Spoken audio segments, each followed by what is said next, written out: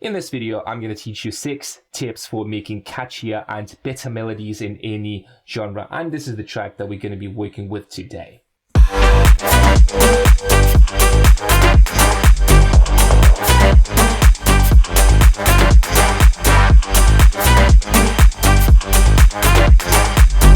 For those of you who are new to the channel, my name is Vlad and I create superstar music producers. If you're interested in coaching and music production, mixing, sound design, music business, and you want to grow your fan base faster, all the links are going to be down below, and let's get started with the video. So the first tip that I have for you is building melodies around the bass line. So for the type of music that I make, this is like really applicable. So if we take, for example, like really beginning of the track, let's say somewhere here.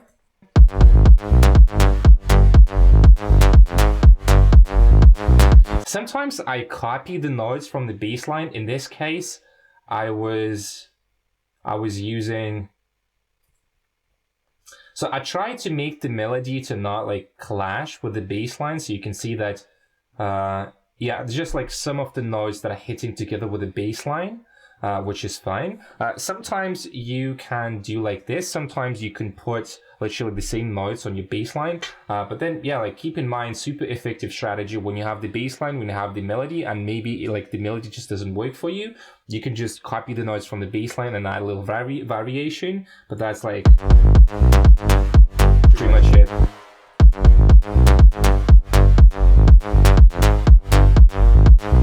So that's the tip number 1, super simple but super effective, saved a lot of my tracks a lot of times. So let's talk about the next tip. So when it comes to writing the melodies, understanding the scale that you write in is super important. So I'm going to show you this track, like more, the melody in the drop. And I always write in this like Oriental, Middle Eastern kind of scale because I know it, I really like it, it works for my music, and I would just suggest pick 1, maybe 2, okay, max 3 scales that you're going to be using, and then just stick to it because that's going to be your signature sound. I just love like Oriental kind of sound and I just stick to it, and every time it works. I just always use that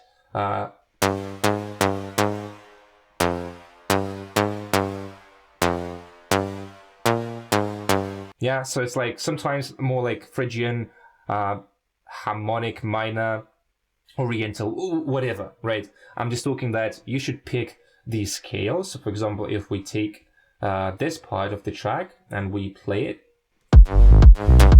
So if we take the sax, or wait, I'm just trying to find, yeah, the horn.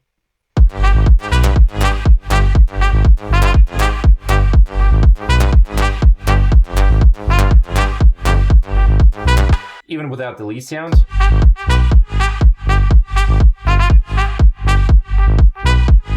It reminds me a little bit more about Balkan music. So still like gypsy, Balkan, this like spicy. This scale is really spicy and I like this sound a lot. So picking the scale is super important when you're writing your melodies. So I don't think it's gonna make any sense to just show you the notes that I'm using, because like it really doesn't make any sense, because like if you just copy, it's not gonna be interesting. So I would just suggest you find your scale, find the sound that you like, and something that is going to work for your music at the end of the day. Okay, now we're going to talk about the rhythm of the melody. This is like super important. So what I realized is that most of my tracks, they have like punchy, stabby, short notes. So in this case, again, like the synth sound.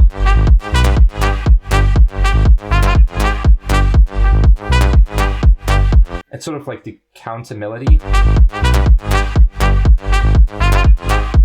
So you can hear those notes, even though like some of them are longer, they are still pretty short. They're short and punchy.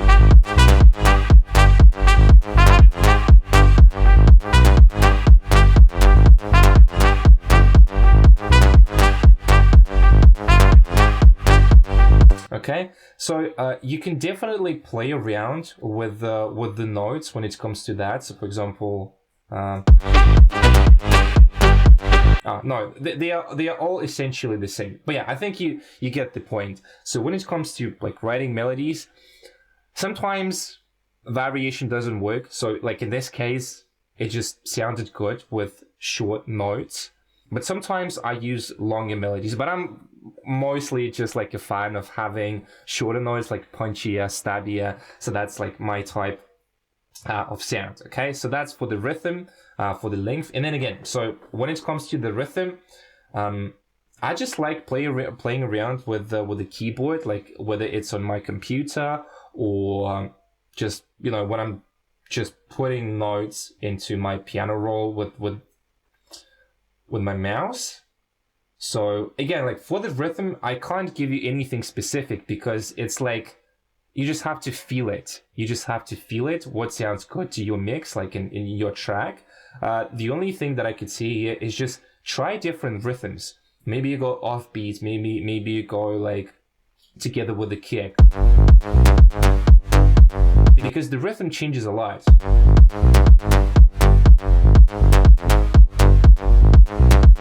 So this one, those two sounds are really important. It's like tun tun, you know.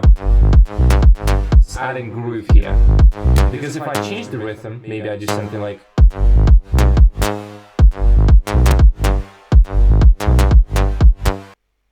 something more like what, I don't know. Yeah,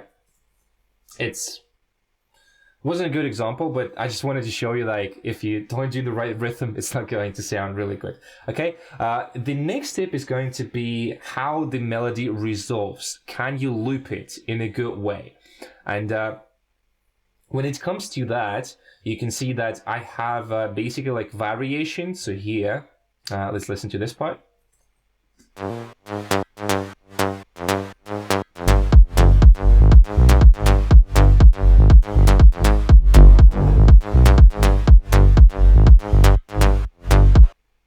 So there's a different ending in here, right? So you really want to make sure that the melody resolves, because if it doesn't loop in a nice way, it's not going to sound good.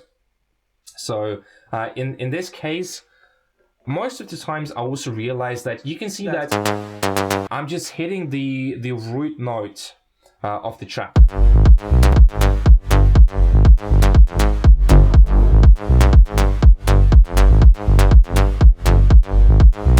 Right, and then we can play a little bit with the variation here. Maybe we do like this. Yeah, this is also pretty good.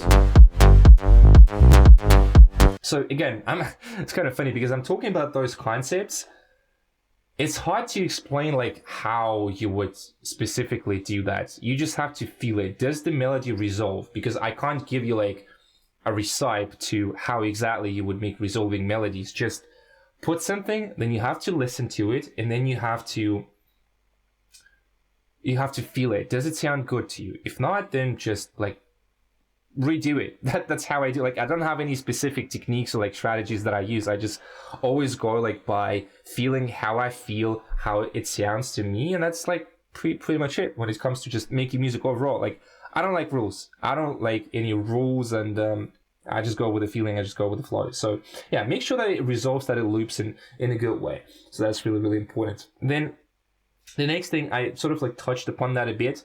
Use MIDI controllers, use keyboard, use real instruments, because when you play melodies, when you record something long, for example, the bass line, I literally just took my computer keyboard and just like, I tapped on the keyboard and came up with this melody.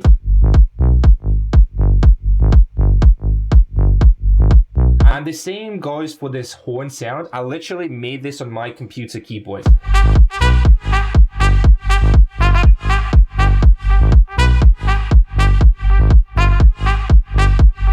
And sometimes, like quite often actually, with a mouse, you can't do the same thing. You just can't really express your feelings, or like the way you feel, right? Maybe not necessarily feelings, when it comes to writing melodies. So make sure you utilize that. Like, I just don't understand like how some people are not using keyboards, not using something that they can like tap on, something that they can play. Even like computer keyboard, it's still something. It's still really, really important. So make sure you use that. And then the final thing, and this is going to be my favorite tip, is using layering and putting different accents.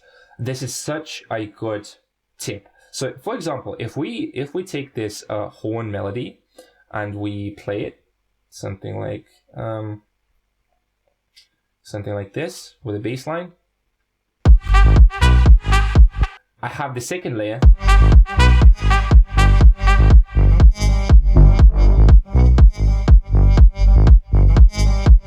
It's a different sound, same melody, but like an octave lower.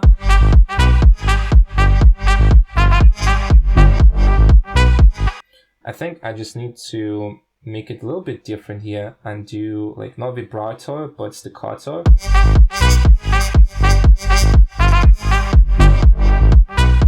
Or maybe not, maybe it's still good. I just need to check like which settings I had. Same goes for this layer. It's a synth layer, but then again, it's playing the same.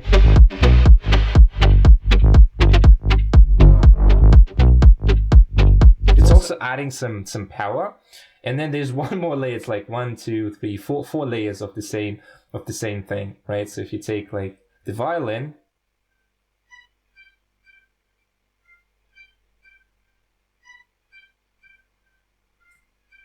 and all together,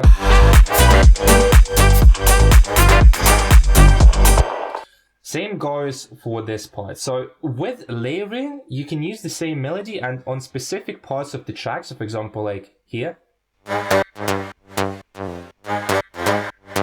It's like, okay, we can play from here. Listen to it.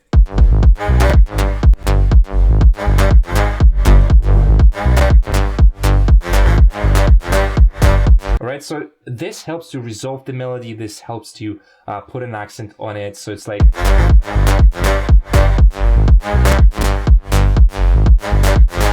Again, so we are putting little accents here, and then the same goes for this part. So for example, I have the one more trumpet, which plays here. It for some reason doesn't play, but yeah, all right. So with the lead sound, it plays like this.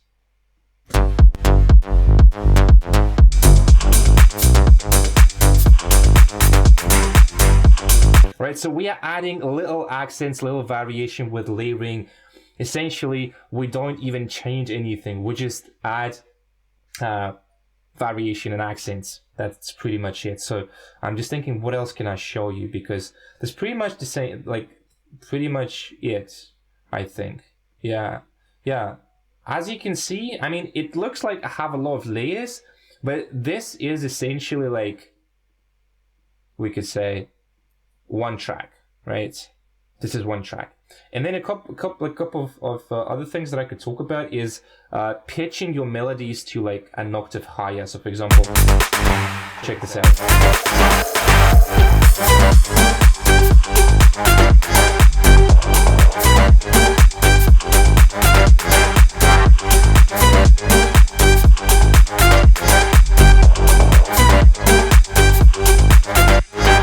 Something like this. And when it comes to like writing melodies, as for this thing, for example, I really like sometimes pitching, let's say,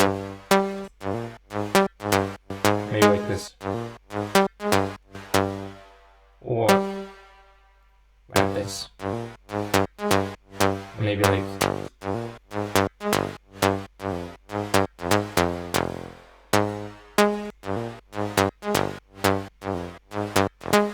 really nice. So make sure you use this trick because like it's super simple. You can literally use the same notes, but if you pitch it like one octave lower or like one higher, it can really create an interesting sound.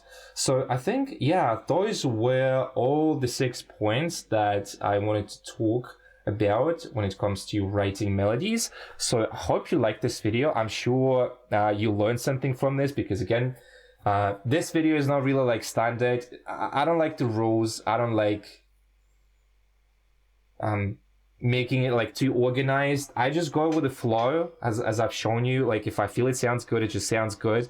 I explained to you the concept and then you just have to test that for yourself, because if you're looking for some like magic wand or some specific recipe technique or strategy, it doesn't exist. unfortunately. But I'm teaching you like the real stuff. This is like the real things that I use for my music that works for me. So if you train that, if you practice that, if you go with the flow and really try to experiment, you will get amazing sounding melodies. Okay, so that was it for this video. If you're interested in coaching, all the links are down below, and I see you in the next video.